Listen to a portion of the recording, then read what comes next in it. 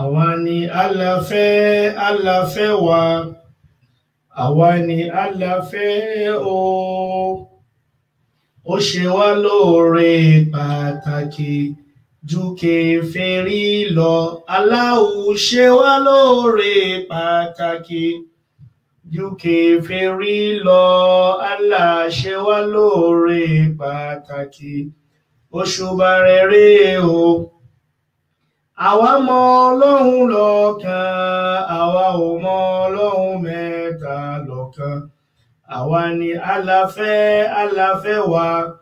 àwa ni aláfẹ́ o. Ó ṣe wá lóore pàtàkì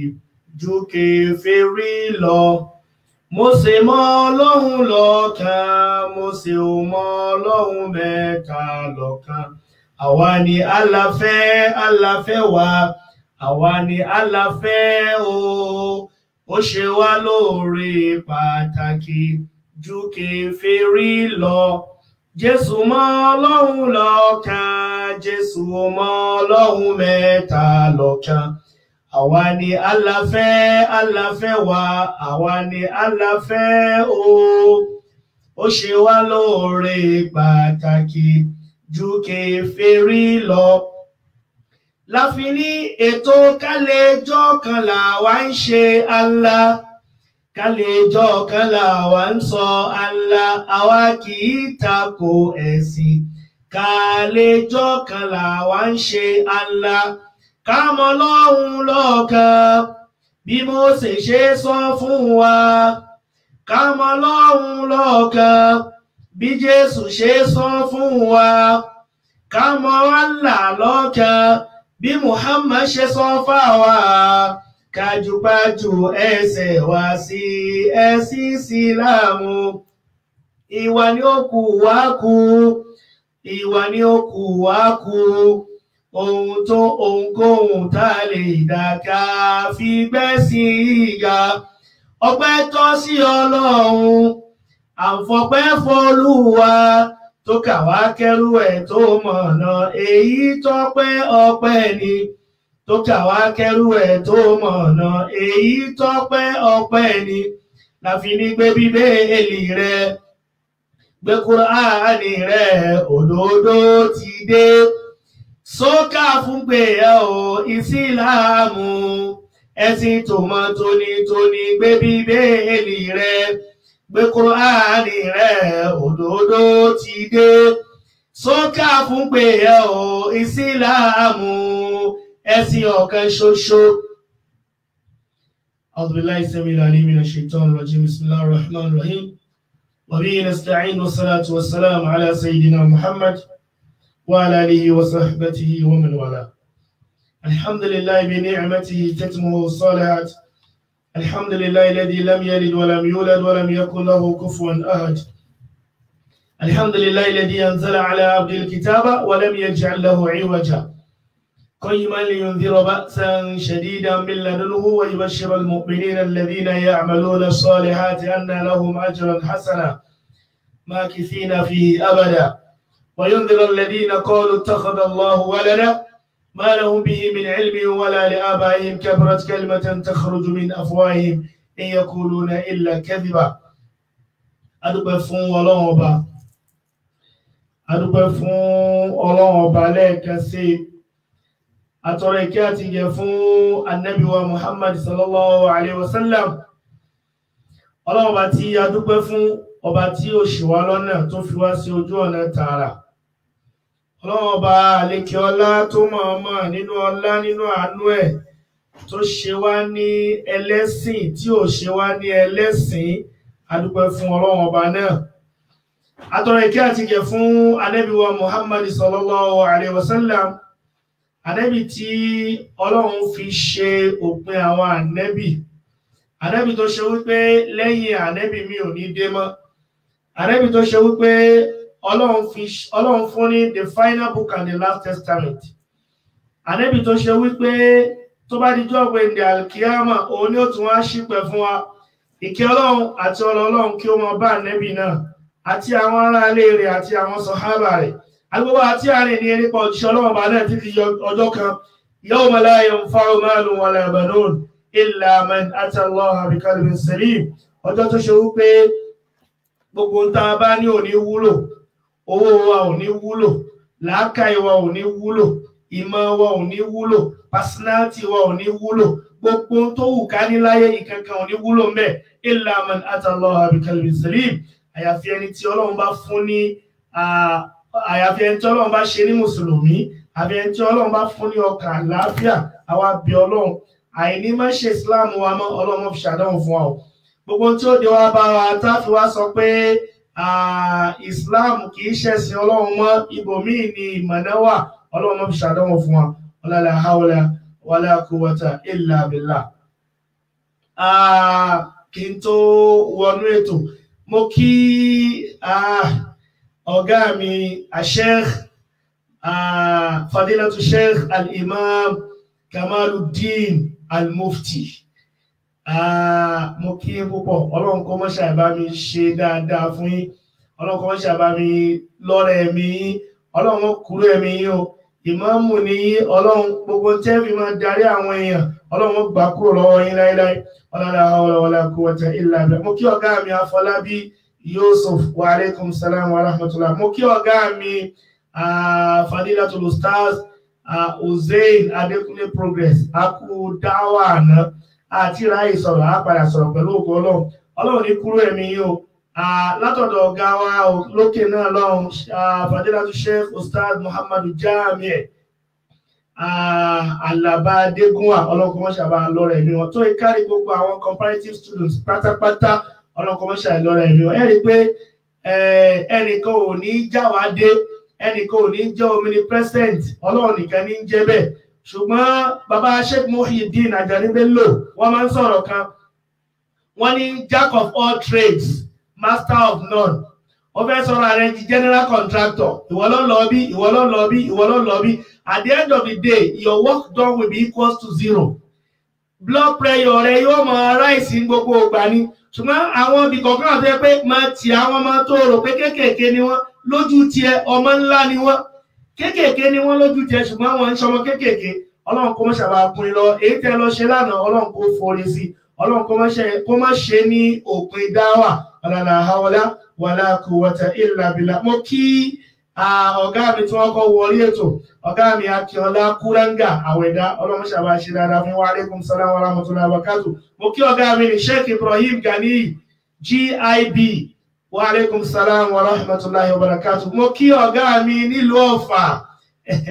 ọ̀gá mi nílùú Ọ̀fà, Sheikh Tayyib Jatto, Ọlọ́run kó má ṣàbà ṣe dáadáa fún wa. Alaikum salam wa rahmatullahi wa barakatuh. Ọlọ́run kó má ṣàbà ṣe dáadáa fún gbogbo àwa tí a wà lérí ètò, Masha Allah. A máa fi àwọn ọ̀rọ̀ tá a bá fẹ́ sọ, a máa fi sẹ́yìn torí pé àsìkò ti lọ. Ní last week, a ní challenge network, a fẹ́ bẹ̀rẹ̀ lecture ní network ìpaná.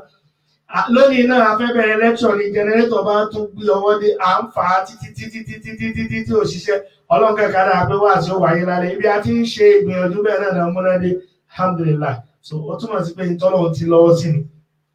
Now, a dúpẹ́ fún Ọlọ́run. Ṣé rí, let me start with ṣé rí tí olóyìnbó ń pè ní syncretism, kí ká da ẹbọ pọ̀ mọ́ ẹ̀sìn, èyí tó lágbára pọ̀ ni. Ọlọ́run ṣeun, bàbá Sheikh Al-Imam Fadilatu Sheikh Kamaluddin Al-Mufti wọ́n wà ń bí. Ṣé rí ayé tá ń lò lọ yìí, tó bá díjọ́ ọ̀gbẹ̀ndẹ̀ àlìkíyámà, ó dàbí ọ̀rọ̀ Ọlọ́run ni. Mò ń gbọ́ ìkànnù ọ́díò tí ọ̀gá wa Ustaz Hussein Adekunle Progress tó ṣe. Ọ̀pọ̀lọpọ̀ àwọn àfáà tí wọ́n wà ní Zamani, wọ́n jẹ bàbá ńlá àwọn àjọ Ọlọ́run because they kept quiet. Ọ̀pọ̀lọpọ̀ àwọn tó yẹ kí wọ́n sọ̀rọ̀ lé lórí,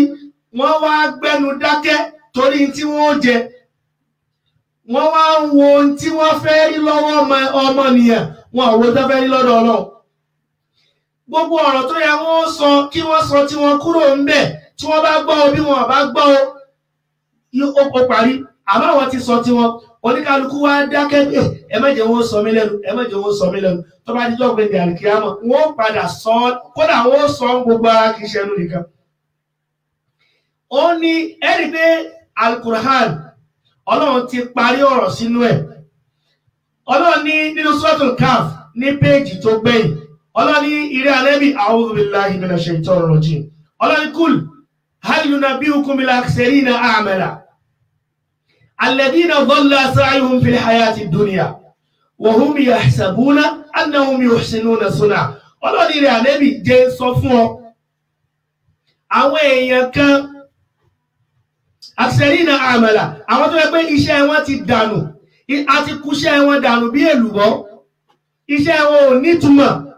kí ló fà á tí iṣẹ́ wọn ò fi nítumọ̀ alladhina dhalla sa'yuhum fil hayati dunya láti ilé ayé bí ni wọ́n ti sọnù àti ilé ayé bí ni wọ́n ti sọnù ṣùgbọ́n wàhálà tó wá wà ńbẹ̀ ni pé Ọlọ́run wa hum yahsabuna wọ́n wá ń rò wípé annahum yuhsinuna sun'a pé ẹnìkan ò ṣeṣẹ́ tó lóore tó àwọn kò sẹ́ni tí ládàá rẹ̀ pọ̀ lọ́dọ̀ Ọlọ́run tó tú àwọn kò sẹ́ni tí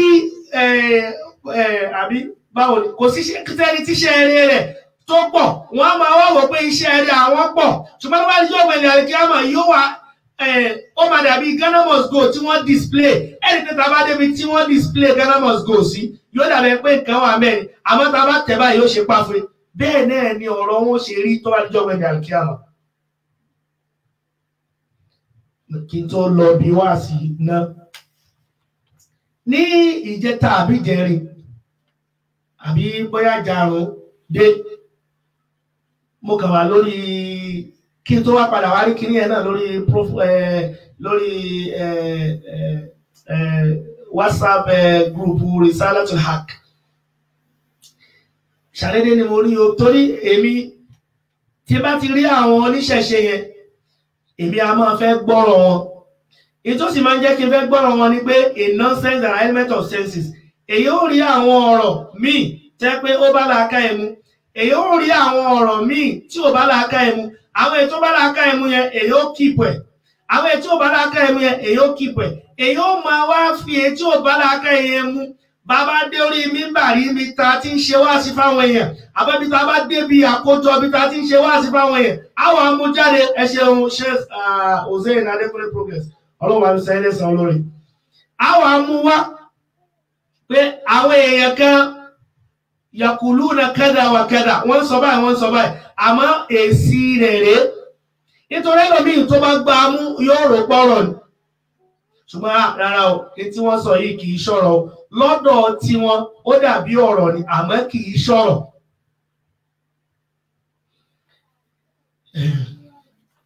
arábìnrin yẹn olóòṣà ni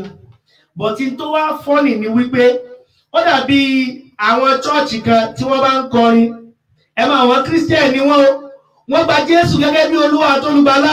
wọ́n sì gbàgbọ́ pé Jésù wá kó ẹ̀ṣẹ̀ wọn lọ wọ́n tún wá máa wá kọrin pé kéwùlà ò fi wọlé ilé ológo ilé àláyọ̀ o kéwùlà ò fi wọlé ẹ dákun ṣé Kùránì náà kà ní ṣọ́ọ̀ṣì wọn. kódà àwọn náà tún wá ní àdàmọ̀dì kéwú táwọn máa ń kà tó jẹ́ pé mùsùlùmí ọlọ́bẹ̀ ẹ̀yọ̀ mùsùlùmí bọ́ọ̀kọ àlùbọ́ọ̀kọ tí wọ́n bá wá rìn sásìkò àwọn náà máa wá gbọ́ orin yẹn náà yóò máa wá nítumọ̀ létí wọn gẹ́gẹ́ sọ pé kúlù Allah wàhídù Allah ire ọjọ́ òní ó jẹ́ kó jẹ́ tèmi ṣẹ́rí kúlù Allah àbí wàhídù ṣẹ́rí pọ́jọ́ kí owó ti ẹgbẹ́ wọn ti dàrú àmọ́ mùsùlùmí ọlọ́bẹ̀ ẹ̀yọ̀ tí bá ń gbọ́ náà yóò pé kéwú ni kíní lóòótọ́ tábà sì fi èdè fọnú bọ ẹnu gbà mí ẹ máa bá ọ̀pọ̀lọpọ̀ àwọn àyátù Kùránìyà nínú tí wọ́n bá ń sọ lédè ẹ mọ̀ gbọ́n bẹ̀ so ìyọ́wà yóò arúmọjẹ ní lóòótọ́ ṣùgbọ́n kẹ́ ẹ tó wá sọ fún mùsùlùmí ọlọ́bẹ̀ ẹ̀yọ̀ pé arúmọjẹ ó ti bọ́ sínú akọ́ fún wọn wọ́n ti wá máa fi yẹn gbà ìdí nìyẹn ló fi jẹ́ pé àní dákẹ́ àwọn ò ní yé máa sọ torí pé tó bá ti jọ́ ọ̀gbẹ́ni àlìkíyàmà simple question ni kò lè kankan ọlọ́run kan wá bí wá lè pé ó dáa tọ̀ alámìyá tíkùn nàbí ṣé kò sẹ́ni tó rán yín létí ni ṣé ẹ̀ gbọ́ ni yóò wá rọrùn fáwọn láti dáhùn pé kọ́lù bàlá kọ́díjà ànánà bí irun fàkàtàbìnà yóò rọrùn fáwọn láti sọ pé àmọ̀ wí tó wọ́n lẹ́nu wá rùn ní o fàkàtàbìnà irọ́ ni wọ́n nírọ́ ni wọ́n pa ẹ̀fí wọ́n lẹ̀ jàre àṣẹ ni wọ́n ń sọ ṣùgbọ́n tá a bá ti sọ tiwa yóò kú mẹ́ torí pé lẹ́ni àwọn àfáà tí ń ṣe wáàsí lójú àwọn kan wọ́n tún ti dá láṣẹ jù èwo ni wàhálà yín gan ti pọ̀ jù gan ṣẹ́yìn lànàbí ni ṣẹ́yìn lọ́lọ́ ni ṣẹ́yìn lẹ́fẹ́ dá ẹni tó ayé ni ẹ̀fọ́ ní kálukú lé ẹjọ́ máa ṣe tó wù ú ìbáṣe pé ọlọ́run náà fi wálẹ̀ ká máa ṣe tó wù wá kò ní sọ pé wa ma khalaqtul jinna wal insa illa liya'budun pé purposely have created mankind for nothing except to worship ọyọ ọlọ́run fi wálẹ̀ ni kò sí àwọn Yorùbá sọ wípé ìlú tí ò bá ti sófin kò ṣẹ̀ṣẹ̀ ń bẹ ìlú tí ẹ̀ṣẹ̀ bá ti wá wà automatically òfin wà ń bẹ nìyẹn ẹni pé bàbá wọn bá dá àrẹ́bí wa Adam alayhi salatu wasalam instantly lọ́lọ́run fún wọn lófin wala taqraba hadhihi shajarata fatakuna minaz zalimin lẹ́ẹ̀kan náà wala taqraba hadhihi shajarata fatakuna minaz zalimin má débi igi yìí o bó bá débẹ̀ ó dára bó sí ṣùgbọ́n torí pé ọlọ́run ti mọ̀ pé wọ́n eventually ọmọ ẹ̀dẹ́ ènìyàn alẹ́ tí lápá ni wá ọ̀rọ̀ wá dàbí ewúrẹ́ ni wọ́n ní bí wọ́n bá ní ewúrẹ́ agbẹ̀tí méjì pépé bó lójú kó ṣe ẹpẹ́ á tún padà síbi tí ó ti jìyà lẹ́ẹ̀kan so ọlọ́run ti mọ̀ náà nígbà a sì ti dáràn táwọn bàbá ńlá wa ti dáràn ọlọ́run ní òkè fàtàlá kọ́ Ádámà min rabbihim kalimatin fataba alayhi èyí tí wọ́n fi túbá náà látọ̀dọ̀ ọlọ́run ọba wọn náà ló ti wá and that was all. So òfin gbọ́dọ̀ wà tí ò bá ti sófin yẹn oníkálukú máa ṣe tó wù ní ṣùgbọ́n ibi a wà a ní ṣe tó wù wá torí pé a ní tó gáìdì wa tó gáìdì wa yẹn náà òun náà ni ó máa jẹ́ tá a gbọ́dọ̀ tẹ̀lé torí pé ẹni tí ò bá ti tẹ̀lé mọ́ ó ti jáde kúrò ní fóòdù yẹn nìyẹn.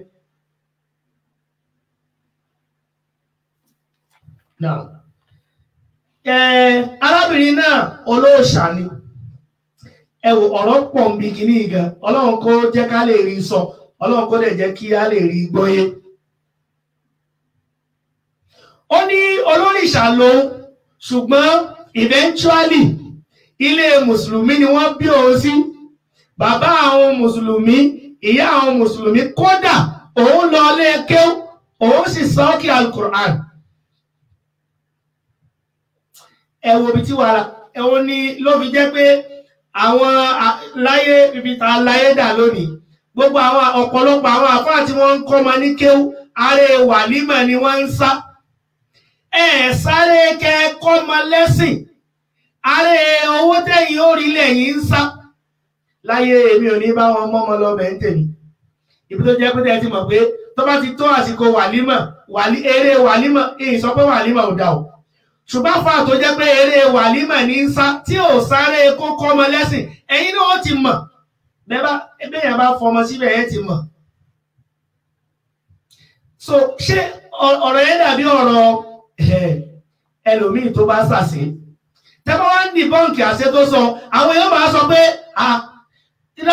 aláàjì mọ̀ ni ọmọ ti lọ Mọ́kà ṣé ìwọ ti dé Mọ́kà rí bíi pé ẹni tó lọ Mọ́kà ó ti gba sátífíkẹ́ẹ̀tì àlìjánnà bí ẹni tó yẹ kó ti lọ Mọ́kà ó ti gba sátífíkẹ́ẹ̀tì mufti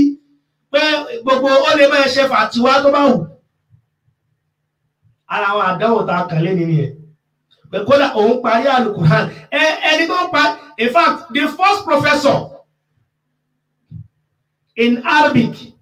and Islamic studies ní Nàìjíríà Professor Isaac Ajẹ́rìí Jọ́fìn àbíjàre Ajẹ́rìí Jọ́fà títí dọ̀la kódà wọ́n ní tẹ́ bá rí yóò múra yóò wọ jàlábíà yóò dé fìlà tẹ́ bá sọ pé prof ṣé bí ẹ̀ kì í ṣe Muslim kí ló dé tẹ́ múra bí kíni yóò ní departmental dressing ni ṣé kì í wá ṣe departmental dressing lóòótọ́ so which means aṣọ yìí kọ́ ní ká pàtàkì Ànábì wa Muhammad sallallahu alaihi wasallam Ànábì ní Ọlọ́run ò ní wu ara wa kò sì ní wo shape wa walakin yanzuru ila qulubikum ọkàn yín lọ́lọ́run wò. So èyàn lè hẹ́hà kó má gbọ́ ẹ̀sìn ẹyọ kan yẹn ṣe mọ̀ pé mo máa ń sọ̀rọ̀ kan tí mo ní ẹlẹ́yà kan ó ní pé àyà kan wà ní Al-Qur'an tó hate tọ́lọ̀ bá lè yọ́kù inú ìbádùn ẹwọ nǹkan ẹni tó bojú kéèyàn wá tó lè bẹ́sìn débi kó bojú ṣé aré ni ó wá ṣe kèfé pẹ̀lú àyà Ọlọ́run torí pé kọ̀tẹ̀ lọ́rùn àyà Ọlọ́run ti ń sọ̀rọ̀ mọ́sánná wá sùn láta wọ́n bá bẹ́ẹ̀ bá sì rí nísìn ẹ rò pé ẹni yìí ó rẹpírísẹ́ǹtì ẹ̀sìn.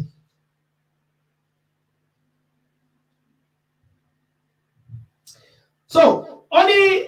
òun sì ń bá wọn nígbà tó wà ní kékeré òun lọ lé kéwú òun parí Al-Qur'an bí pé bó ṣe parí Al-Qur'an yẹn ó ti gba sàtífíkẹ́ẹ̀tì mufti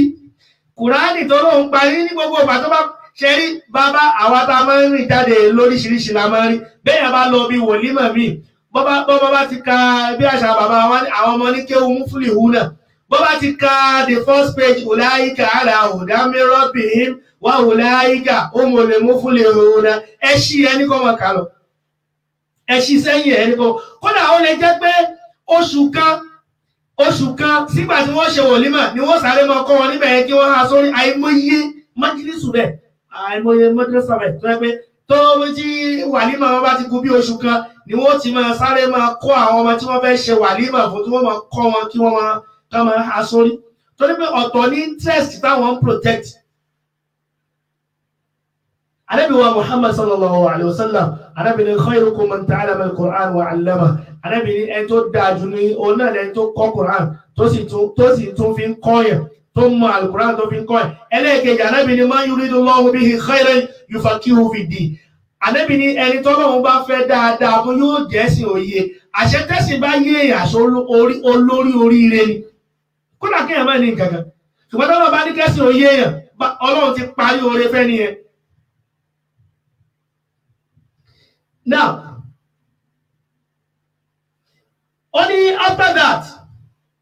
nígbà tó ń sọ kí Al-Qur'an, pastor kan wá sọ fún un pé ìwọ ọmọ yìí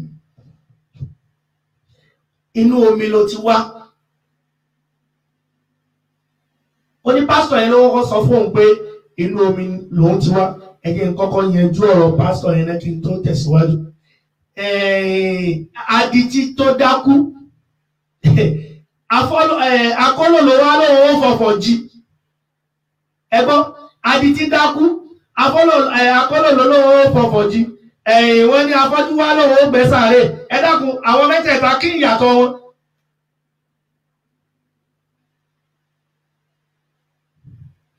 ẹ jẹ́ mú ọ̀rọ̀ bíi méjì wá kí n fi pásítọ̀ yẹn kí n fi sẹ́gbẹ́ kan tiẹ̀ kí n tó wá mú ọ̀rọ̀ pé ọ̀rọ̀ ìmọ̀rí yẹn nú omi because ó lè ṣẹlẹ̀ bẹ́ẹ̀. These things are normal happening. Kódà àwa fúnra wa a lè máa ríra wa nínú omi a lè máa ríra wa lórí òkè kí ló ń fà á màá ṣàlàyé ń sè inshallah bá ẹgbẹ́ kọ́kọ́ fi pásítọ̀ yẹn náà ẹgbẹ́ kọ́kọ́ fi tiẹ̀ sẹ́gbẹ́ kan ló fi jẹ́ pé bí èèyàn bá ń train ọmọ train them with the real Islamic knowledge. Àfáà mi bẹ́ẹ̀ bá ti ẹ̀dẹ́lé rẹ̀ ti mọ̀ pé àwẹ̀ yìí wàhálà ní kó sọ́rọ̀ ààrẹ torí pé ẹni tó wàhálà tí ẹ̀kọ́kọ́ ní ni pé ṣẹ́rí ẹni tó bá ń sọ̀rọ̀ bí tiwa àti dáràn because we always appear to be an angel in the presence of people. Wọ́n rí yín bí pé màlẹ́kà ní bí ṣẹ́rí ìtírù mi yóò ṣe àmì ìtírù ẹlòmí ó ṣe táwọn èèyàn mọ́jú kúrò fún bírù mi bá ṣe wàhálà ni àwọn èèyàn ó dì mú báyìí bí pé kò sẹ́ni tó ṣerú ẹ̀rí ni. Bẹ́ẹ̀ náà lọ̀rọ̀ àfà that you have to train your children, your family to a certain extent. Níbi wípé wọ́n máa jẹ́ model fáwọn tó kù láwùjọ nígbà ìyàwó àfáwọn ṣòkòtò káàkiri àdúgbò ẹ̀kọ́ wo ni ó fẹ́ máa kọ́ àwọn tẹ́sí òye. Ìyàwó máa mú jáde ó ń ṣírílẹ̀ kò borí kò gbogbo ọmú rẹ̀ ta gbogbo òdí rẹ̀ ńlẹ̀. Ẹ̀kọ́ wo ló fẹ́ máa kọ́ àwọn tó kù kódà ó yára ṣe reference láyé wọn orí ìyàwó ìmáàmù wa kódà wọ́n tún kí ìyá wa o ẹ pẹ̀lẹ́ o bàbá ìmáàmù ńkọ́ kí wọ́n kí torí Ọlọ́run wọ́n fẹ́ fọkọ rẹ̀ ṣe yẹ̀yẹ́ lára rẹ̀ ni. So bẹ́ẹ̀ náà ni bàbá láwọn ọmọ wọn tí wọ́n bá ti wà táwọn bá ti wà up to standard wọ́n mọ̀ fi wọ́n ṣe yẹ̀yẹ́ náà ni. So ló fi jẹ́ pé Ọlọ́run ní kú anfusakum wa ahlikum an-nar. Yorùbá nílé láti kẹ́ṣọ́ ròde ilé ní kẹ́ ti kọ́kọ́ bẹ̀rẹ̀ yu'allimuhum wa yu'addibuhum kọ́ wọn ní mímọ̀ wa yu'addibuhum kó o sì kọ́ wọn ní ìwà aláwọ̀ Islam ó kọ́ wọn ní mímọ̀ wàá tún wá kọ́ wọn ní ìwà torí pé tó o bá ti kọ́ wọn láwọn méjì wọ́n padà dojú tì ọ́ àti ọba ní tìjú.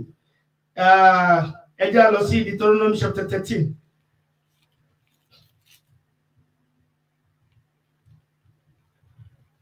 No.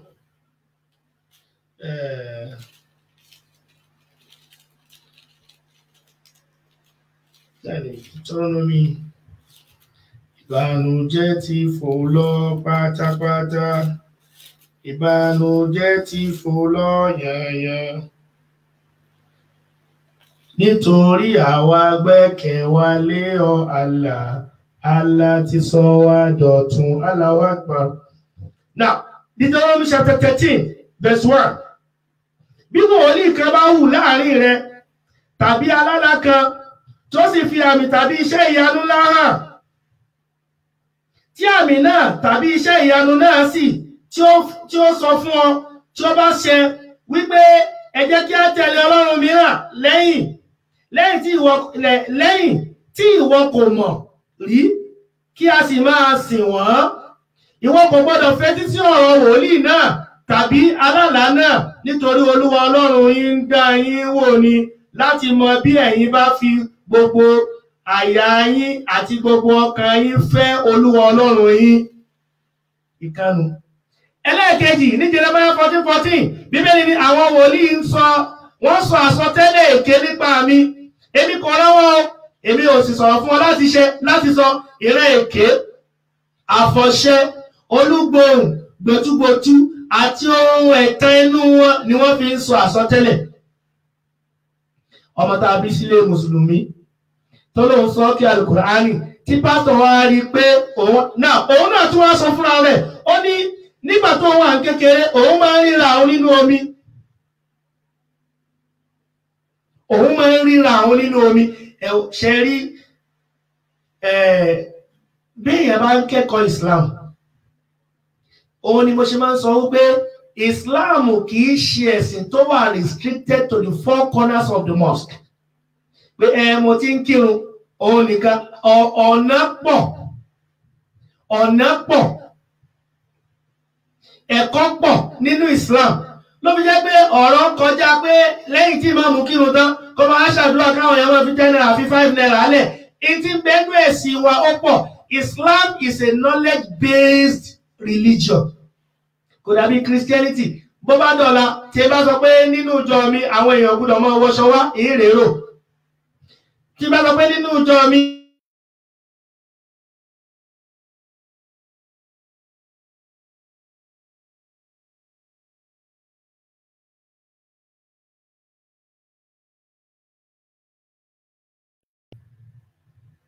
tó bá ti takọ́tọ̀ Ọlọ́run àti tànẹ́bì kíákíá ti ráwọn tí ó ti dìde pé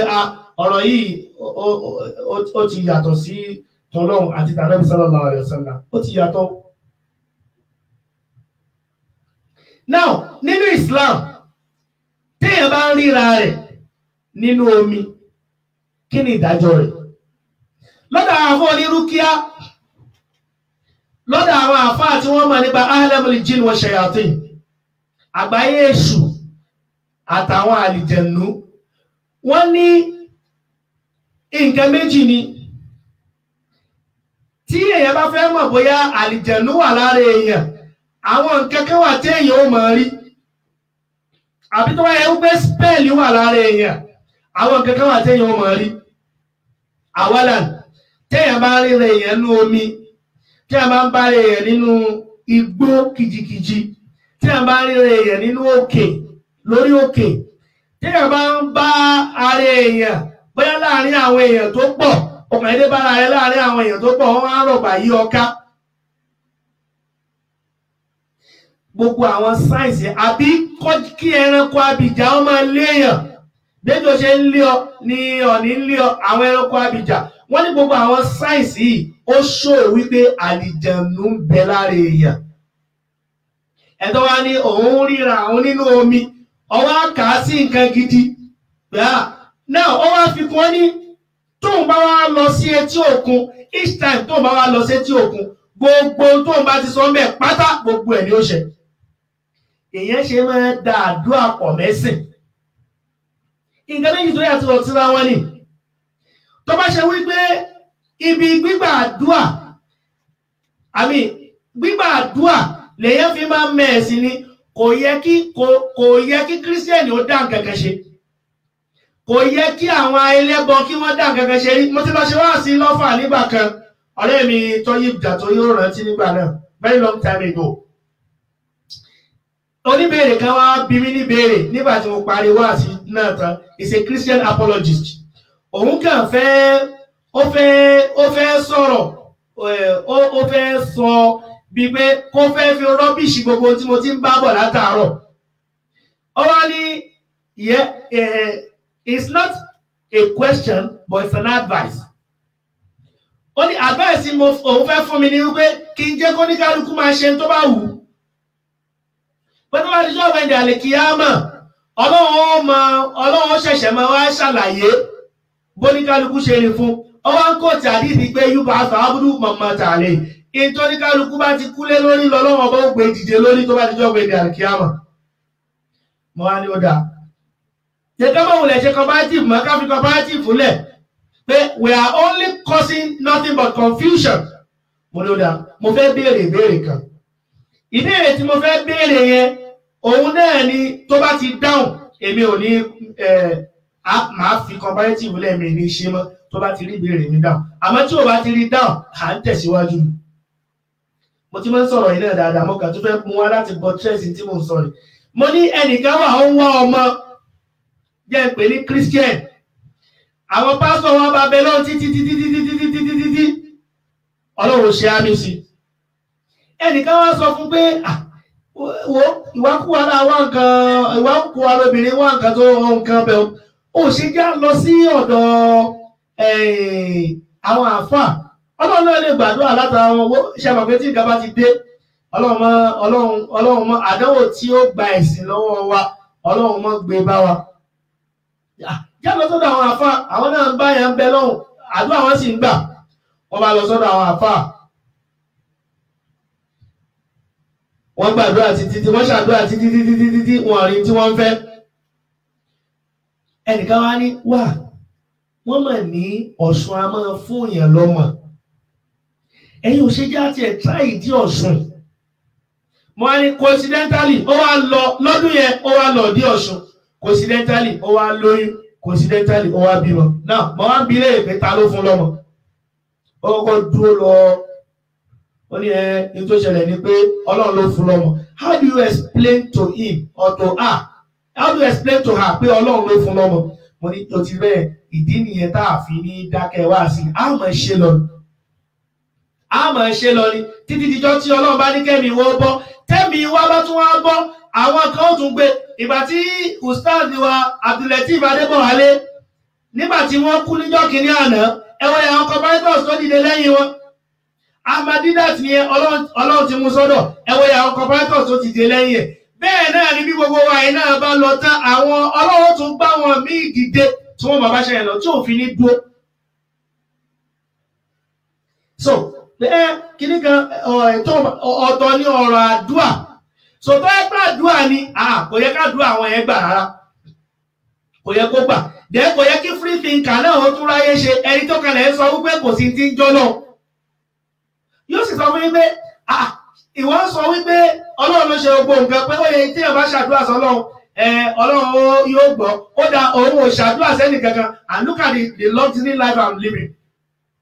kò sì ṣàdúrà lóòótọ́ ìgbésí ayé rẹ̀ sì rọrùn fún torí pé Ar-Rahman ni Ọlọ́run ló kó ogun àpapọ̀ tó bá níjọ́ pé ní àlìkíyàmọ̀ Ọlọ́run wà á separate oníkálukú lókè àwọn èèyàn tiẹ̀ sápá kan àwọn tí iṣẹ́ èèyàn tiẹ̀ yóò kó wọn sápá kan so èyí tí òye wọn tẹ́lẹ̀ yóò wáyé o so à ń fi sọ eléyìí pé we should be very careful. Àti wà lásìkò tó yẹ pé nǹkan kékeré ni wọ́n fi ń tan àwọn èèyàn. Wọ́n sì tàn wọ́n bẹ́ẹ̀ wọ́n sì gbé wọn lọ pátá nǹkan kékeré. Ká ní pé gbogbo àwọn èèyàn wọ̀nyí wọ́n ti olófin jẹ́ pé nínú ẹni tí ò rọrùn fún láti pé kéèyàn ó convince oní Christian wà. Pé kẹ̀kẹ́rẹ́ ní pé Christian gba Islam ọ̀nà ó jìn. Kò rọrùn pàápàá bó ti wulẹ̀ kó mọ kẹ̀kẹ́rẹ́ ní Christian. Torí pé ó ti ní proper orientation láti lé. For example, ẹwà àwọn ọmọ ẹgbẹ́ ṣe kéré tó yẹ wọ́n ti kọ́ wọn sórí. John 3:16, for God so loved the world that he gave his only begotten son, that whosoever believeth in him will not perish but have eternity. I am the way, the truth, and the life, and no one cometh to the Father except through me. Wọ́n ti kọ́ wọn lọ́rọ̀ pé Jésù wá kẹ́ṣẹ̀ wọn lọ, èwo làwa kọ́ àwọn ọmọ tiwa. Àyàwó tó support Islam là ń kọ́ àwọn ọmọ tiwa.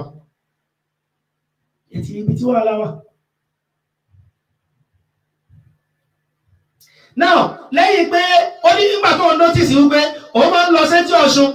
tó bá dẹ̀ àmì sí etí òkun tó bá dẹ̀ lọ gbogbo tó bá ṣe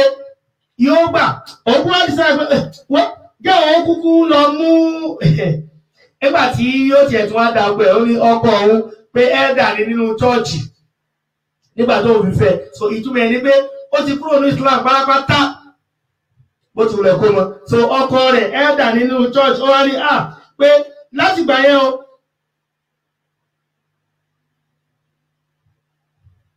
ó wá wò pé kóun kúkú wá padà sí ojú ọ̀nà tó jójú ọ̀nà òun yẹn kóun kúkú wá mú níṣẹ́ nígbà tó ṣe wípé ìdí ta torí ẹ̀ràn òun nìyẹn ẹ̀kọ́ ti kó tẹ̀ náà nìyẹn torí pé ìdí pé kóun máa ṣèwòsàn fáwọn èèyàn kó máa ṣàdúrà fáwọn èèyàn pé iṣẹ́ tí wọ́n torí rẹ̀ rán òun látòdì ọ̀run nìyẹn. Ànábì wa Muhammad sallallahu alayhi wa sallam, Ànábì ní Ọlọ́run kì í fi wòsàn sínú tó ṣe ní haram. Kódà, the question is, ìdí omi tí ń lọ, àwọn wo ló lọ ń sìn bẹ́ẹ̀? Ṣé mọ̀ pé ibi tó fọ́nì ni pé ẹ tún wá rí ẹni tó lo gbogbo ọjọ́ ayé rẹ̀ ní yunifásitì, the professor, ẹ tún wá bá wọn náà ní ìdí irú àwọn nǹkan báwọn. Wọ́n tún wá jókòó bẹ̀, believing that what she is doing is correct. What she is doing is right. Wọ́n sì tún máa tẹ̀lé. Ìdí nìyẹn tí mo fi sọ fún wa láwọn àsìkò kan. Àfáà ẹ̀ Ọlọ́run bá ṣe dáadáa fún ọ. Wọ́n ní àwọn ní àfáà yẹn ọ̀tọ̀ gan lẹ́ni yẹn. Ẹni rédíò program. Wọ́n pe pastor, wọ́n pe àfáà, wọ́n wá pe aláwo. Pé onífá ni wọ́n pè. So àwọn mẹ́ta wá jókòó síbì kan, àwọn ò sì dára wọn mọ̀. Bọ́dà pé onífá yẹn ti wá rí pé pastor lélẹ̀ àfáà ṣẹ́ mọ̀. By me looking at them. Ó wá ní ẹjọ́ ẹ̀yin àfáà àti pastor, òun fẹ́ béèrè question kan lọ́wọ́ yìí. Ẹ dákun, ta ló lérò lẹ́yìn jù? Àfáà àti pastor wá wojú ara wọn pé irú ìbéèrè wo lélẹ̀. Pastor ló wá ní Jésù ló kú fún ẹ̀ṣẹ̀ ọmọ aráyé. Gbogbo àwọn èèyàn sì gbàgbọ́. So àwọn ọmọlẹ́yìn Kristi àwọn ni wọ́n pọ̀ jù. Nígbà tá a fọ́ sọ̀rọ̀ àfáà ní èyí ò ṣẹ̀ṣẹ̀ ní ìdí àná. Àwọn ọmọlẹ́yìn Muhammadu àwọn wọ́n pọ̀ jù. Onífàyẹ̀ wá sọ pé ṣẹlẹ́yìn méjèèjì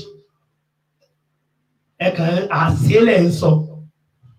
Àwọn ọmọlẹ́yìn ti àwọn ló pọ̀ jù. Torí pé gbogbo àwọn tẹ́ ẹ rò pé àwọn ọmọlẹ́yìn yín ni wọ́n yẹ, wọ́n tún wá sọ́dọ̀ àwa náà. In fact, ní Òṣogbo ń bí njọ́ kan, ẹnu mi sì rọ níjọ́ náà. A lọ sí di ATM machine, a fẹ́ lọ gbowó láàárọ̀ ọjọ́ náà. So àwa mọ̀ pé wọ́n fún wọn ní holiday, àwọn oníṣẹ̀ṣe wọ́n fún wọn ní holiday. Woman yẹn Christian ni ó wá ní irú nonsense wọn náà ń ṣe lónìí tí wọ́n fún wọn ní holiday. Irú holiday wèrè wo nìyẹn? Ẹnìkan wá dáhùn pé ìṣẹ̀ṣe, holiday ìṣẹ̀ṣe ńlá, ìṣẹ̀ṣe oṣù wo nìyẹn? Kíní kankan obìnrin yẹn ṣàbẹ̀rẹ̀ sí sọ̀rọ̀. ọmọ ìyá mi mùsùlùmí tó lo ìjà orí wọn ní ó fi mí sí permanent state of shock bí ìjẹ́ ẹ̀mọ́ tí mo fẹ́ sọ mọ́ ọmọ ìyá mi tó jẹ́ mùsùlùmí ló bá ní ẹbẹ̀rẹ̀ ní o ẹ̀yin èèyàn pé kò sí gbogbo ilé tí ò ní tí wọ́n ń ṣe gbogbo wa pátápátá la ní tá à ń ṣe nílé wa ẹ̀sìn àwọn yẹn ẹ̀sìn àjòjì ni wọ́n táwa fẹ́ gbà nǹkan tá à ń ṣe ẹ wò bí mo ṣe dúró mo fẹ́ sọ̀rọ̀ tẹ́lẹ̀ àmọ́ mi ò lè sọ̀rọ̀ mọ́ ọmọ ìyá mi ní dìfẹ́ǹdì ẹ̀sìn àbáláyé kírísítẹ̀ ní wọ́n sọ̀rọ̀ kan ó wá ní ó ní alájà ṣé Islam support ẹbọ ni bóyá sọ̀rọ̀ yẹn náà nìyẹn ṣé Islam support ẹbọ ni lọ́mọ ìyá mi bá dàrú ọ̀rọ̀ ẹbọ kan kò sí kíní kan kò sí bá ṣe lé lẹ́sìn tó oníkàkùn wọn ẹ wò mo sọ lórí kútùbà ní last week Friday wípé àwọn èèyàn tó bá di àsìkò Ọ̀ṣun kàṣàrí pé mọ́ṣáláṣí àwọn tá a wà níbí àmọ́ tó bá ti di àsìkò Ọ̀ṣun àwọn èèyàn máa ń tẹra wọn ní wá sí mọ́ṣáláṣí ó jòrò gan tẹ́bọ́ wọ́n lè gbé ìbọlẹ̀ tí lọ kírun wọn àwọn lọ kírun ní mọ́ṣáláṣí ọjà torí pé mọ́ṣáláṣí ọjà yẹn ó súnmọ́ etí Ọ̀ṣun náà kò dẹ̀ sí nǹkan tó gbé wọn lọ ju wípé wọ́n fẹ́ lọ jẹ̀kọ́ àtẹ̀fọ́ Ọ̀ṣun wọ́n fẹ́ lọ jẹyán Ọ̀ṣun wọ́n fẹ́ lọ jẹ àsáró Ọ̀ṣun ẹlẹ́kùn tí ẹ̀sìn bá yé èèyàn ṣé irú oúnjẹ bá lè yẹn máa ń jẹ just like àwọn tó ń proof Christmas pé kò sí tó burú mẹ́ ṣé tẹ̀sìn bá yé èèyàn ṣé irú àsáró Ọ̀ṣun ṣé yóò tiẹ̀ ṣé mùsùlùmí yóò débẹ̀ ábẹ̀lẹ̀ pé òun fẹ́ jẹ oúnjẹ tó wà mẹ́ so ẹlòmíì ó ti òun fúnra rẹ̀ ló gbẹ́ kòtò òun fúnra rẹ̀ ló sùn kó bẹ̀ torí tí ó jẹ afáàní fàárùn fún màárùn ṣàkọ́ àlùmárì òmìnira láàájí létọ̀ àmì nígbà ọlọ́ni wọ́n máa kọ́lá tún jíǹda wà ní ìsá ìlàrí àbùdù àdá ọmọ ènìyàn lásán àti ọmọ àti àlìjẹ̀nú àyàfi kọ́ wá wọ́ṣìpù o kọ́ wá sí wọn lọ ẹnìkan wá sọ wípé torí pé kóun lè máa sin òòṣà lọ́wọ́ ṣe dáhùn wá sáyé ṣe ni pé it is an ironical statement ìyún ó yàtọ̀ sí ìdí tọ́lọ́run fi rán wa wá sáyé tọ́lọ́run fi dá wa wá sáyé àwọn òòṣà wo àwọn tó ń pẹ́ láyé kílíkù náà ṣe é wọn ń yùkìlákù àwọn tó ń pẹ́ wọn lè dáhùn kankan torí pé àwọn náà á dá wọn ni kò sí nǹkan kan tí wọ́n lè ṣe kò sí nǹkan kan tí wọ́n lè ṣe.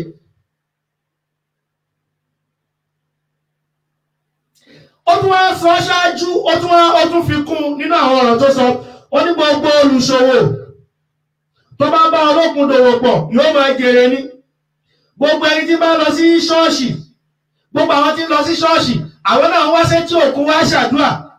gbogbo àwọn àlùfáà náà àwọn náà lọ etí òkun lọ ṣàdúrà gbogbo àwọn onífá gbogbo àwọn oníṣẹ̀ṣe pé tá a bá wá ṣe tá a bá wá sọ pé kò sí tó kàn wá pẹ̀lú ìṣẹ̀ṣe tá a wá ló fẹ́ ṣe ẹ wo bí tó parí ọ̀rọ̀ yẹn sí ó dá nísìn afọ̀gúnlẹ̀ afọ̀yálẹ̀ afọ̀bàtálálẹ̀ àwa ní òkàn wá tá òun ní nísìn oníṣẹ̀ṣe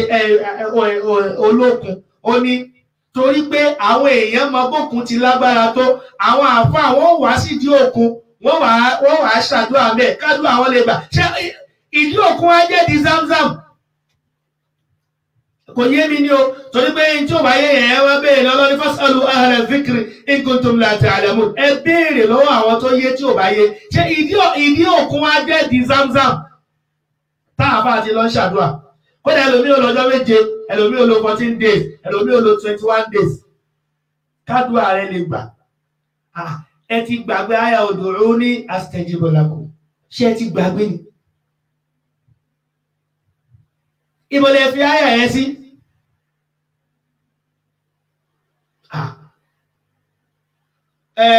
ọlọ́ni wàá yẹn sásìkà lọ́hùn bí dúrin fàlà khashifa lahu illa huwa ọlọ́ni bí bá fi ìnira kan yẹn kò sí bá bálẹ̀ tó lè yọ àfẹ́mí tí mo fi bẹ̀ bí bá sì gbé dáadáa kan yẹn wọ́n wà ala kulli shay'in qadir there is nothing impossible for me to do ṣé ẹ ti gbàgbé àyà wa asirru qawlakum aw ijharu bihi innahu alimun bi dhati sudur ọlọ́ni ẹ̀ bá àwí sókè ẹ̀ bá àwí jẹ́jẹ́ alimun bi dhati sudur bọ̀ wàhálà tá a ní ni pé gbogbo nǹkan tó ló lásìkò tí ó máa ṣe lásìkò nǹkan ò bá tó kò ní ṣe ó dìgbà tásìkò rẹ̀ bá tó torí pé wa in min shay'in illa min indina wa ma nunazziluhu illa bi qadarin ma'lum. Ọlọ́ni wa in min shay'in illa min indina nǹkan kan ò ní ṣe àyàfi látọ̀dọ̀ àwọn Ọlọ́run wa ma nunazziluhu illa bi qadarin ma'lum. A sì ní sọ kankan kalẹ̀ àyàfi pẹ̀lú àánú kádàrá Ọlọ́run. So ṣé wọ́n fẹ́ fagídí mú tí ó àfáàrí wà rí sí kúkà laysa yanqusuhu ta'anni وليس يزيد في الرزق العناء وليس يزيد في الرزق العناء ورزقك أرزقي الإمام ليس ينقصه تعني kò ní reduce torí sluggishness وليس يزيد في الرزق العناء وليس يزيد في الرزق العناء kò sì ní lékún torí sluggishness kò ní laysa yaziduhu kò ní lékún torí stress wa laysa yazidu fi rizqi lanahu Yorùbá ní ìfàkùnù kò ní kéèyàn ó tòṣì ìyá tètè òsì sọ̀yàn dọlọ́rọ̀ kò ní reduce laysa yanqusuhu ta'ani kò ní reduce torí sluggishness wa laysa yazidu fi rizqi lana kò dẹ̀ ní lékún torí stress bí èèyàn bá jí láago 3 òru àwọn Ustaz Hussein Adékúnlé Progress àwọn ni ó gbọ́yé màmá wa Èébúdọ́lá yóò yé wọn dáadáa ọ̀gá mi Lukman Mas'ud ṣe kó ní yóò ti yé wọn dáadáa ọ̀rọ̀ tí mo fẹ́ sọ yìí bí èèyàn bá jí láago 3 òru èmi ò dábọ̀ òbí kankan wà bọ́ yóò ti yé wọn béèyàn bá jí láago 3 òru kó wọlé láago 11 alẹ́ ìyẹn ò ní kárísìkì rẹ̀ ó lékún kéèyàn sì máa gbé nírú ibi táwa wà yìí kó jí láago 8 kó lọ ibi iṣẹ́ láago 8 kó sì padà láago 4 ìyẹn ò sọ pé kó tòṣì àmì àwọn èèyàn tẹ́ pẹ́ nulẹ̀ náà wà tán ti ṣe business náà ti ẹ̀ jáde pàápàá tán lọ bí kankan tí mílíọ̀nù sí wọlé fún ọ ibẹ̀ lẹ́nu mi ò pẹ̀lú pé yóò ṣe dààmú tó yóò àtọ́ bá ṣáà ti rí 1000 lójúmọ́ 1000 lójúmọ́ fábíwá ní bùkátà ti bóyá so àfọ́ lọ sí tí òkun ó ní mo ti kọ́kọ́ sọ nípìnlẹ̀ wípé bí àwòkọ́ṣe lẹ jẹ́ gbogbo ń tẹ́ kí tí ó dẹ́ nípa ṣẹ́mọ̀ at least àwọn èèyàn lọ ọdí Ọ̀ṣun àbí àwọn èèyàn lọ ọdí òkun wọ́n ń ṣe owó tó wọ́n àwọn èèyàn orí di mínísì but once tí wọ́n bá ti lè rí mùsùlùmí kan bẹ̀ báyìí meanwhile nínú ẹ̀kọ́ ta kọ́ lọ́dọ̀ àwọn afọ́dé alamul jinn wa shayatin ó ní wípé ẹ̀rí kírísítẹ̀ mi ó sọ pé but bàbá wòlíì yẹn àwẹ̀ ní máa ń yàn fún yẹn o tàbí kó yan àdúrà fún yín ó lè ní kẹ́ lọ sórí òkè gbogbo wọn yẹn pápátá ọ̀sán yìí ni wọ́n ń lò lóbi jẹ́ pé tí wọ́n bá ti rà á ọ̀sán yìí míì wà tí wọ́n bá rà á tó bá yẹ pé àwẹ̀ ní tó yẹ pé babaláwo ló rà á tí ń yan àwẹ̀ mi ò mọ Sheikh Afọlábí Yusuf mọ èmi sọ̀rọ̀ tèmi ni o tó bá rà á tí bá ti ń yan àwẹ̀ tí ń yan orí òkè yóò lọ pé àwọn pásítọ̀ lélẹ̀ yóò wúlò fún bàbá kan wà lóńdó state bẹ́ẹ̀ táwọn èèyàn pé tẹ̀lé wọn ní àwẹ̀ ní mo ní ẹ má tara yín jẹ orí òkè tó wà yẹn gan lára àwọn ààyè táwọn àlìjẹ̀nú máa ń lò sí ni lára àwọn òkè táwọn àlìjẹ̀nú máa ń lò sí ni so kò sí kò tá a bá tẹ̀lé tí Islam wí wàláì yóò rọrùn ṣùgbọ́n tá a bá ti ń sáká wàhálà rẹ̀ ni àrẹ́bìnrin mọ̀ ṣádá dàrẹ̀ bẹ́ẹ̀ bá ti mú nǹkan lè yóò nǹkan yẹn ó lè mọ́ ni ẹja ṣọ́ra o ẹ wo bí obìnrin yẹn parí ọ̀rọ̀ sí ó ní ìṣẹ̀ṣe bá a bá ti ṣe àwọn wo ni ó ṣe gbogbo àwọn nǹkan tí wọ́n fi kó torí pé táìmù tá a wà yìí nísìn gbogbo nǹkan tó ṣàwà lábala lórí ẹlòmíì lórí ọ̀pọ̀lọpọ̀ jẹ́ sọ bẹ́ẹ̀ lórí ọ̀pọ̀lọpọ̀ a ní pé latest car latest building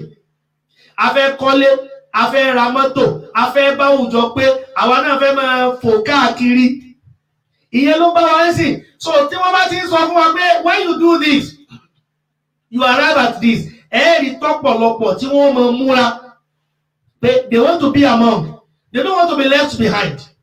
torí kò sẹ́ni tí ò fẹ́ lówó kò sẹ́ni tí ò fẹ́ lọ́lá kò sẹ́ni tí ò fẹ́ kí wọ́n máa ṣe ó máa wọlé mọ́ràbá kò sẹ́ni tí ò fẹ́ máa bọ̀ kílẹ̀ ó máa rọ́ ṣùgbọ́n ṣé lọ́nà ẹ̀tọ́ ẹni tí ó sì ní òní ẹni tí ò sì ní òní ní wàláì òun lọ̀rọ̀ àrísìkí wọn. Àfáà wa kan ọlọ́kọ̀ wọ́n ṣàbà kẹwọn wọ́n ní ìgbà táwọn fi ń sá káàkiri àwọn ò mọ̀ pé ó lè padà dá. Táwọn bá mọ̀ pé ó lè padà dá ni àwọn ò ṣe pẹ̀lẹ́pẹ̀lẹ́ but àwọn ò mọ̀ pé ó lè padà dá. Nígbà táwọn ti àwọn ọmọ wò ó ti ẹ̀ ti sọ àwọn jáwọn ó jókòó ìgbà náà lọ́lọ́run bẹ̀rẹ̀ sí ní kí gbogbo nǹkan ó dá. Ìgbà náà lásìkò yẹn tó àsìkò ní gbogbo nǹkan àsìkò ní gbogbo nǹkan ẹ̀kàn jẹ́ á máa bẹ lọ́hùn kọ́lọ́hún èyí tọ́lọ́hún fẹ́ ṣe fún wa kọ́lọ́hún ṣe nírọ̀rùn kó má jò pẹ́ kí retí pípẹ́ kó má ṣọ̀kan wa láàárẹ̀ ṣùgbọ́n síbẹ̀síbẹ̀ náà tó bá kò sí gbogbo ohun tí èèyàn lè kójọ láyé kò sí gbogbo ohun tí èèyàn lè ní láyé yóò padà fílẹ̀ náà nítorí pé kò mú kankan wá. Àfáà wa kan wọ́n ní bí èèyàn bá kú wọ́n ní màlẹ́kà kan wà jáde síyàn yóò wá ní yabuna Ádámà àtàrọ́kítà dùnìyé àmì dùnìyé tàrọ̀kátìkà. Wọ́n ní Ọlọ́run wá bi léèrè pé àtàrọ́kítà dùnìyé ṣé ìwọ ló fa ayé lẹ̀ lónìí àmì dùnìyé tàrọ̀kátìkà àbí ayé ló fi ọ́ lẹ̀. Ṣé wọ́n ló fa ayé lẹ̀ lónìí ni àbáyé ló fi ọ́ lẹ̀. Àjàmáàtà dúníyé àmì dúníyé jàmáàtìkà ṣé ìwọ ló kó ayé jọ lónìí àbáyé ló kó ọjọ́. Àyìnà abunahuk àwọn ọmọ rẹ̀ yẹn ń kọ́ àyìnà azuwajuk àwọn ìyàwó rẹ̀ ń kọ́ àyìnà buyutik àwọn ilé rẹ̀ ń kọ́ àwọn ilẹ̀ rẹ̀ ń kọ́ gbogbo àwọn tó kójọ tí ń jọ lójú. Where is your first account? Will be no more. Ó wà dojúkọ bìkan tó special. Ó dojúkọ bìkan tó pé ìwọ nìkan náà ló wà ń bẹ̀. Ó dojúkọ bìkan tó pé ìwọ àti iṣẹ́ rẹ tó bá ṣe náà ni ó kù. Ọlọ́run fi ní wà máa ń yẹrùjú nìkan àárọ̀ bì í. Torí pé ìjọ kan náà á padà wá pàdé pẹ̀lú Ọlọ́run Sheikh Imam Kamaluddin Al-Mufti. Á padà pàdé pọ̀ pẹ̀lú Ọlọ́run wà máa ń yẹrùjú nìkan àárọ̀ bì í. Gbogbo ẹnikẹ́ni tó ń bá ń rò wípé òun náà ó máa pàdé pọ̀ pẹ̀lú Ọlọ́run ṣé mi àti Ọlọ́run náà ṣé wàá tó wájú Ọlọ́run tí máa ń rojọ́ tó bá rò bẹ́ẹ̀ fàlì yá máa dáa sọ̀dà yá máa ṣe dáadáa wala yushrik bi ibadati rabbi ahad. Ó sì gbúdọ̀ lẹ́bọ lẹ́rù mọ́ lẹ́bọ lẹ́rù tó bá fẹ́ bọ́lọ̀ dáadáa mọ́ lẹ́bọ lẹ́rù torí pé láyé lẹ́ni àwọn èèyàn ò tiẹ̀ bẹ̀rù mọ́ torí pé wọ́n fẹ́ lówó wọ́n á jẹ̀dá ẹgbẹ́ wọn wọ́n á jọkàn ẹ̀dá ẹgbẹ́ wọn wọ́n á jẹrin ẹ̀dá ẹgbẹ́ wọn wọ́n á forí ẹgbẹ́ wọn wọ́n á fi ṣe nǹkan fún wọn ọkàn wọn náà ó sì balẹ̀. Bẹ́ẹ̀ bá délé àfáà mi àwọn ìgò ògógóró tó ní Allahu Akbar ọtí ò wá jẹ́ kankan mọ́ lẹ́nu àwọn àfáà mi kódà bẹ́ẹ̀ bá ti jókòó tẹ́ẹ̀tì máa gbóòórùn ọtí oríṣiríṣi lára wọn tí wọ́n mú láwọn àfáà àwọn ọtí lọ́ọ̀dù tí bẹ́ẹ̀ mú kọ́ọ̀bù kan tán níbi tó wà gan nǹkan ó ṣe ẹwà ni wọ́n máa dààmú gọ̀gọ̀gọ̀ kó tó kò nítumọ̀ lára wọn. Wọ́n ń fi apá àṣẹ Ọlọ́run wọ́n fi ń lólé ayé. Allahu Akbar a sì fẹ́ pàdé pọ̀ pẹ̀lú Ọlọ́run. Ẹja fúnra o ẹja fúnra o. Ṣé ẹ ti rí àwọn èèyàn olóòṣà yìí ìdí tá a fi mọ́rọ̀ wọn wá ni pé ọ̀pọ̀lọpọ̀ mùsùlùmí will fall victim. Ọ̀pọ̀lọpọ̀ mùsùlùmí àwọn náà ó ti wá rí pé kò síbi tó ẹja lọ Sheikh Imam Kamaluddin Al-Mufti iṣẹ́ pọ̀ tẹ́ ṣe lórí mímbà nítorí pé ọ̀pọ̀lọpọ̀ àwọn tí wọ́n ń tò lẹ́yìn náà àwọn náà fall victim. Mo sọ̀rọ̀ kan à ń travel lọ a fẹ́ lọ ṣe lecture níjọ́ náà à ń kúrò ní Ọ̀ṣun bí ó wá bọ́ sí àsìkò àwọn eléégún ìlú yẹn ó kéré báyìí wọ́n tó tẹ̀léra wọn ká tó dóṣogbo lọ́bàdá wa dúró pé ká sanwó ọdún ẹ̀dẹ̀ ń wò wá pé mùsùlùmí ni wá wọ́n ní àfi tá a bá sanwó ọdún. So nígbà tí à ń sọ fún wọn pé à ń lọ bí wáàsí a dẹ̀ ti pẹ́ bí eléégún yẹn bó ṣe mú ẹ̀ṣẹ́ nù bó ṣe ẹ̀ṣẹ́ yẹn ó kàn gbá orí dírẹ́bà yẹn débi pé orí yẹn sì wú stanley in fact ẹni yẹn reverse ó fẹ́ pa ganjọ́ náà bọ́ọ̀lọ́ ló ní kẹ́ni tó wà lẹ́gbẹ̀ẹ́ rẹ̀ ẹni yẹn ló wá jáwọ́ mọ́pá yẹn kí mẹ́fà yẹn bẹ̀ ọ̀rẹ́ wá di wàhálà àwọn àgbà police station lọ a lọ rìpọ́ọ̀tù àwọn eléégún yẹn àwọn eléégún wọ́n ní káwọn ìṣó sí palace abadé palace afẹjọ́ sun ọba ní ọba wá sẹ́yìn pé kí wọ́n lọ kó àwọn eléégún yẹn wá to my surprise àwọn eléégún méjèèjì mùsùlùmí ni wọ́n. mùsùlùmí làwọn méjèèjì wọ́n ti wá yóò kẹrin so kẹrin gbogbo àwọn eléyìí náà at the end of the day wọ́n jọ wà ní wọ́n máa wá bá wọn sọ̀rọ̀ bí ìgbà tó yẹ pé wọ́n ti máa tí ó ṣẹlẹ̀ lọ́la ẹja múra sẹ́sìn wa o ọlọ́run ò bẹ́ nìkan sọ pé yóò dàgbà privilege la ní ẹni tó bá bára rẹ̀ kó dàgbà kó dúpẹ́ lọ́dọ̀ ọlọ́run torí pé ọlọ́run ò bẹ́ nìkan sọ pé yóò dàgbà Ànábì wa Ìsá alayhi salatu wa salam bí àṣẹ ẹnìkan ó ní ẹnìkan pé tó lò ló pa ààrẹ tó sá Ànábì Ìsá náà sáré tánàbì Ìsá sá ló pa ni ṣọjọ́ tí Ìsá dá ló pé ni ṣé ìtí Ìsá lò ló pa ni. ẹ ṣeun Al-Imam Kamaluddin Al-Mufti ó kọ ṣùgbọ́n kẹ́ tó mọ̀ ń kọ́ ọ̀nà ó ti di wọ́n ní kílẹ̀ ọ̀dọ́ ó pòṣìkà nǹkan dáadáa ó ti bàjẹ́ kẹ́ tó mọ̀ porúkọ lásán ni wọ́n ọ̀nà ó ti jí ṣùgbọ́n mùsùlùmí ni ayé ọmọ pọ̀ kódà táwọn èèyàn bá fẹ́ ṣe tẹ bá ń sọ àwọn nǹkan tó lọ́gà ṣé wọ́n mọ kí ó tó àfa àlágbájá ni gbogbo tó ń sọ yìí ìbáàdà ni lòun mú tiẹ̀ tí ń ṣe gbogbo tí ò da ìbáàdà lòun mú tiẹ̀ tí ń ṣe sọdọ́ bá wọn báwọn èèyàn pé kí ní báyọ̀ ọ̀dà ọ̀nà ṣó lè má da káfà àlágbájá ṣe ló sọ àwọn èèyàn dànù lọ gbà pé àfa àwọn ń ṣe nǹkan àwọn náà ó sì máa ṣe tí ò bá da àfa yẹn ò ní ṣe ṣáfà wọn jẹ́ kìtàbù àsúnnà àbáwọn ọ̀rọ̀ ọlọ́run kò ṣe dáadáa fún wa kò tó gbàdúrà mi ò máa jẹ́ nǹkan hallelujah kò tó gbàdúrà mi Allah kò tó gbàdúrà mi ò kò tó gbàdúrà mi kò tó gbàdúrà mi ò kò tó gbàdúrà mi máa jẹ́ nǹkan hallelujah kò tó gbàdúrà mi màmá jẹ́ ìṣíwí màmá jẹ́ ìṣìṣọ́ o máa jẹ́ pé Jésù lọ́lọ́run màmá jẹ́ ìṣìṣọ́ Allah màmá jẹ́ ìṣìwí o màmá jẹ́ ìṣìṣọ́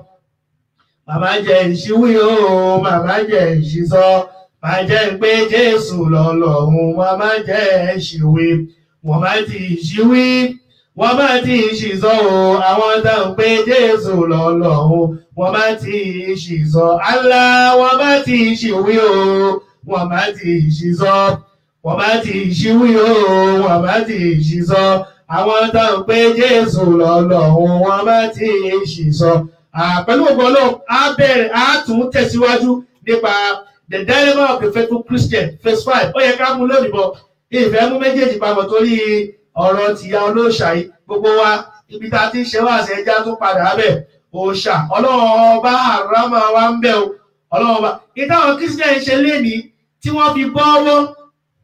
torí pé ọjọ́ Sunday tí wọ́n ń ṣọ́sìn the Bible says remember the Sabbath day to keep it holy Saturday ni àwọn yìí tí wọ́n padà sí Sunday torí pé wọ́n fẹ́ báwọn ẹlẹ́bọ yẹn wọ́n fẹ́ máa bá wọn ṣe kí wọ́n lè bá àrérò Christmas náà ọjọ́ ọdún ẹbọ ni àwọn tí ń sin náà àwọn tí ń sin oòrùn wọ́n sì gbàgbọ́ pé Jesus is the light àti iná àtòòrùn àti light of the world ẹjẹ́ á máa jẹ gbogbo ẹ̀ papọ̀ olókùn wàhálà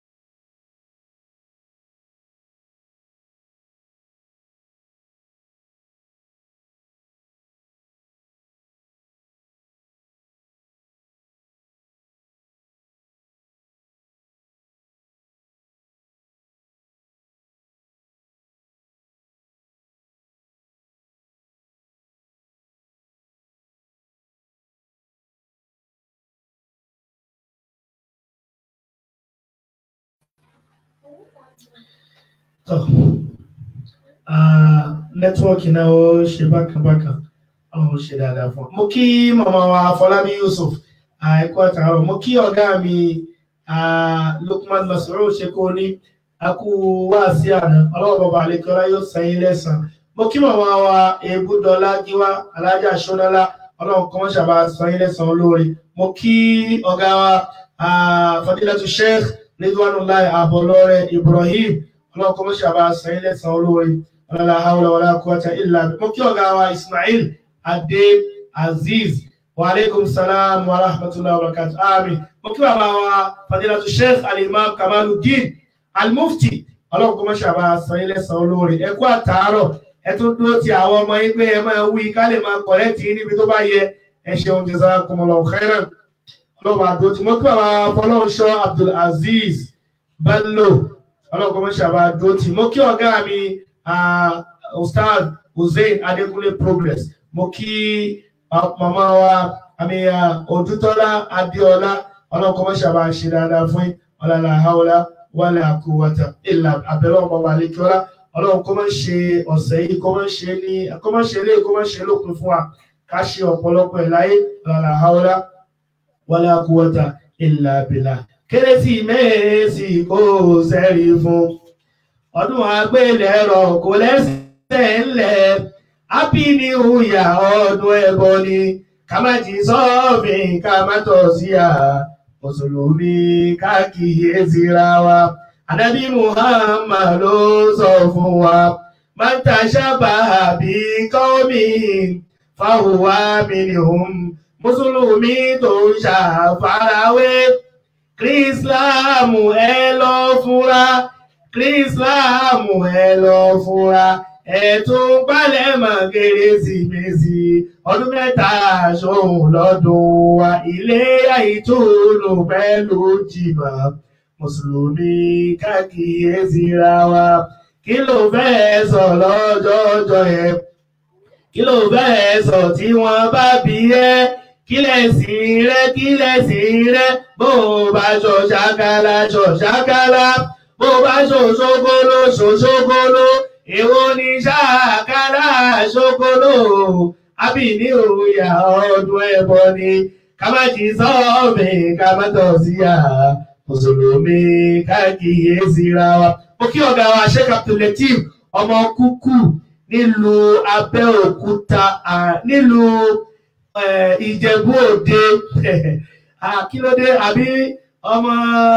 Abẹ́òkúta nìyàwó mi ti ń bọ̀ ni.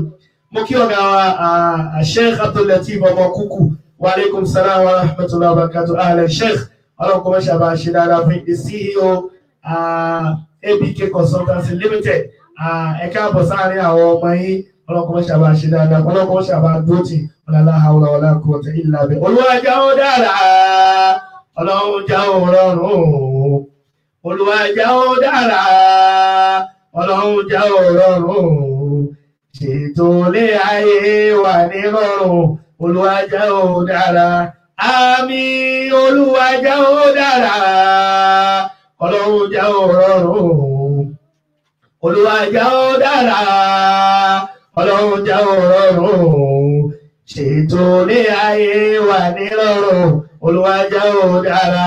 àmín kò ní bàjẹ́ fún wa àmín kò ní dàrú fún wa àmín kò ní dojúrú fún wa àmín kò ní bàjẹ́ fún wa àmín ṣètò lé ayé wà ní rọrùn Olúwa jẹ́ ó dára àmín Olúwa jẹ́ ó dára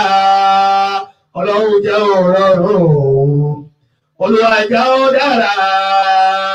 ọlọ́run jẹ́ ó rọrùn ṣètò lé ayé wà ní rọrùn Olúwa jẹ́ ó dára.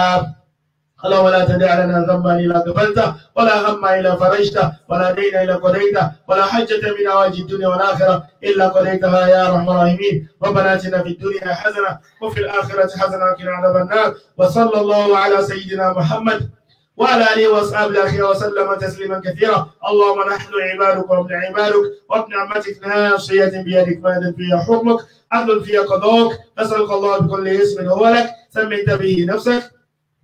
أو أنزلته في كتابك أو علمته أحدا من خلقك أو استأثرت به في المغيب عندك أن تجعل القرآن ربيع قلوبنا ونور صدورنا وجلاء أحزاننا وذهاب همومنا وهمومنا وأبدل في مكان حزن فرج برحمتك يا أرحم الراحمين ولا حول ولا قوة إلا بالله. سلمنا من كل الفزع والحزن والهم والغم والضر والشر والفقر والمرض والشقاق والفسوق ومن كل ذي شر ومن جميع مصائب الدنيا والآخرة يا أرحم الراحمين. ولا حول ولا قوة إلا بالله ولا حول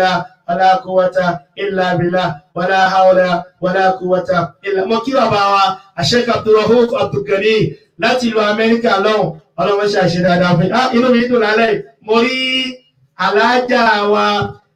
Rufia Ọ̀kẹ́ ọlọ́run ṣàbá ṣe dáadáa fún yín o ọlọ́run ṣàbá dúró tì í ọlọ́run ṣàbá foríjì bàbá wa Ọ̀kẹ́ tí wọ́n ti kọjá sáré kìámà ọlọ́run ṣàbá foríjì wọn ọlọ́run ṣàbá pàṣìṣe wọn rẹ́ ọ̀làlà hawla wala quwwata illa. Ó bẹ̀rẹ̀ látọ̀dọ̀ màmá wa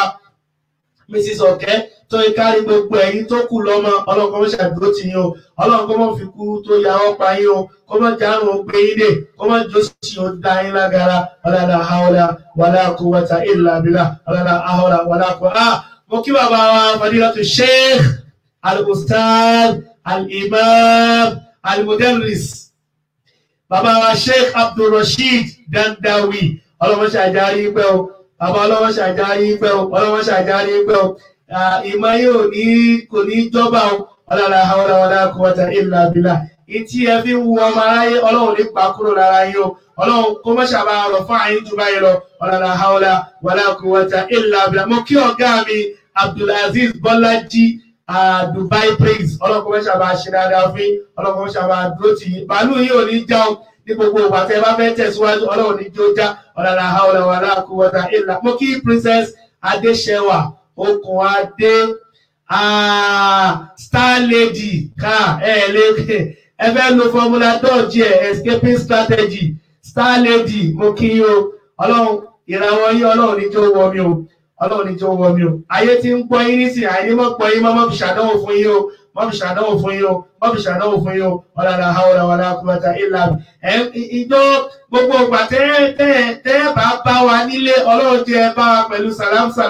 ọlọ́run jẹ́ bá wa pẹ̀lú dáadáa ọ̀làlà hawla wala quwwata illa billah. Bàálù yìí ò ní jábọ́ o bàálù yìí ò ní jábọ́ ẹwà tí ń bẹ lára yín ògo tí ń bẹ lára yín ìwà ìràwọ̀ tí ń bẹ lára yín tẹ́ fi ń wọ ọmọ àlẹ́bí Adam ọlọ́run ní tó kúrò mẹ́ọ̀ ọlọ́run wà gbé yín ga jù báyìí lọ ọlọ́run gbé yín ga jù báyìí níwòyí àmọ́dún gbogbo apáta ọlọ́run jẹ́ àti jù báyìí lọ ọ̀làlà hawla wala quwwata illa billah. Mo kí ọ̀gá mi Sheikh Ridwanullah Abọlọ́rẹ́ Ibrahim ọlọ́run kó mẹ́sà bá ń ṣe dáadáa fún mi. Mo kí ọ̀gá mi His Excellency Alhaj Abdulkabir Àṣàfà Àkànfẹ́ ọkọ tí màmá wa Tèmi Success àsìkò múra akúmúra April 3rd inshallah by 2021 akúmúra April 3rd pẹ̀lú ògbọ́n ọlọ́run jẹ́ kí ọjọ́ náà ọlọ́run ṣe lọ́jọ́ ayọ̀ fún wa ọlọ́run ṣe lọ́jọ́ ayọ̀ fún wa. Ẹni bá ní àkú lómi àkú Adéṣẹwà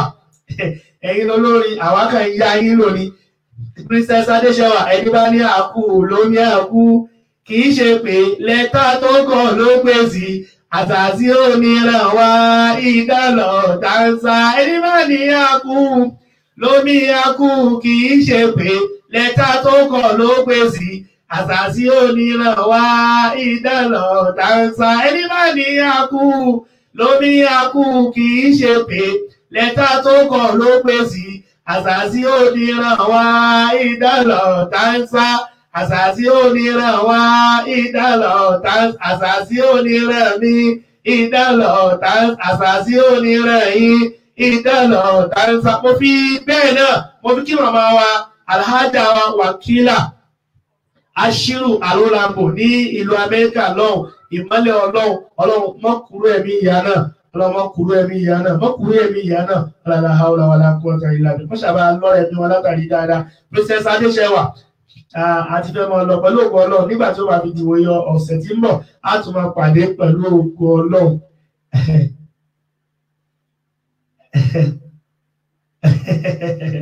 Mashallah Ọlọ́run ṣe dáadáa fún wa Ọlọ́run ṣe dáadáa fún wa Ọlọ́run ṣe dáadáa fún wa. Àdúrà wa Ọlọ́run jẹ́ ó gbà, ìràwọ̀ wa Ọlọ́run jẹ́ ó tàn, bàdùà bàgbà tán bí ráwọ̀ bá tán ẹ̀mí àwa bàbá ṣe jẹ́ ó bọ́ àdúrà wa ọlọ́run jẹ́ ó gbà bó bá gbà tán má fi pa wá lẹ́kùn àdúrà wa ọlọ́run jẹ́ ó gbà bó bá gbà tán má fi pa wá.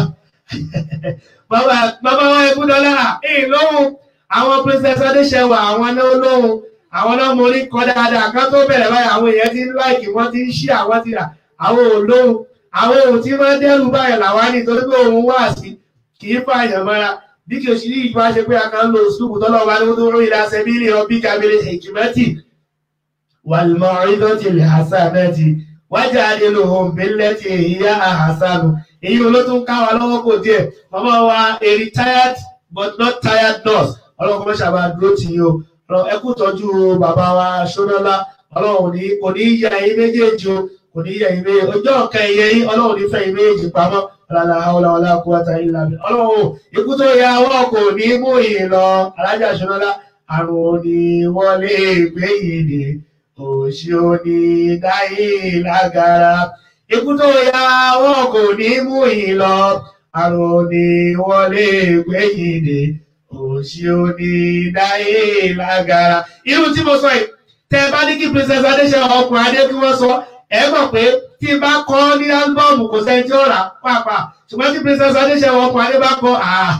bẹ́ẹ̀ yẹn ń sùn gan yóò jí pé ẹ̀dákùn mọ̀lẹ́kà wọn ní kọ́ yẹn ọlọ́mọbùn náà jẹ́ subhanaka Allahumma wa bihamdik ashhadu an la ilaha illa ant astaghfiruka wa atubu ilayk subhana rabbika rabbil izzati amma yasifun wassalamun ala al-mursalin walhamdulillahi rabbil alamin amin amin آمين سبحان ربك رب العزة عما يصفون والسلام على المرسلين والحمد لله رب العالمين.